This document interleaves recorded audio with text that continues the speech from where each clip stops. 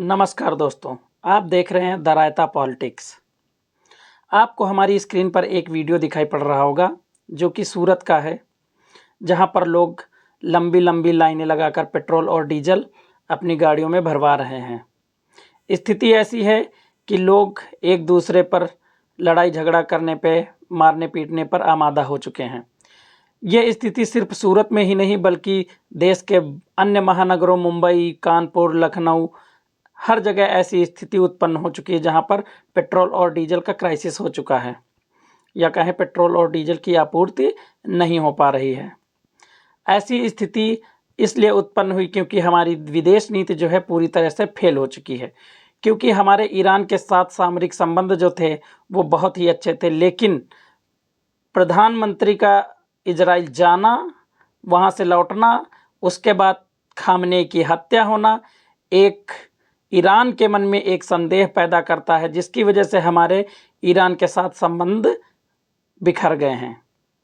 अगर प्रधानमंत्री जी इजराइल ना जाते और हम तटस्थ रहते, किसी का साथ ना देते, तो हो सकता था कि हमारे लिए ऐसी स्थिति उत्पन्न ना होती। हम अन्य देशों से तेल खरीद सकते थे।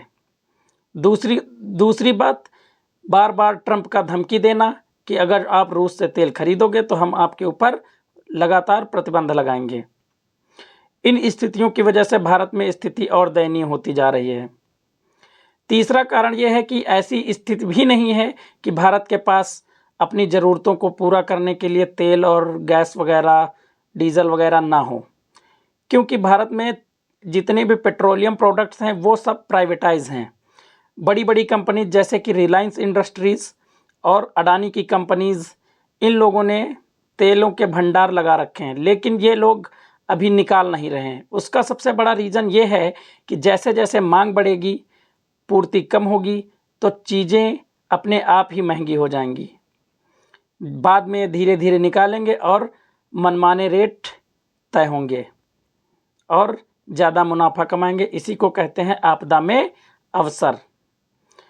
हो सकता है आगामी दिनों में इससे ज़्यादा स्थिति भयावह हो सकता है सरकार को लॉकडाउन भी लगाना पड़ जाए, जैसा कि प्रधानमंत्री जी ने राज्यसभा और लोकसभा में भाषण देकर कहा भी है कि हमें ऐसी स्थितियों से निपटने के लिए तैयार रहना होगा।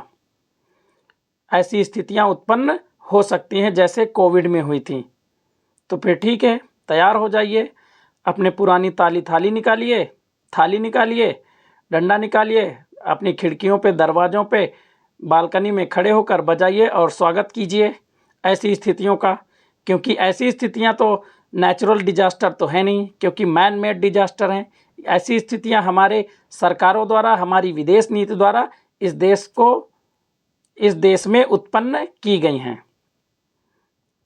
तो ठीक है, मिलते हैं अगले वीडियो में। धन्यवाद।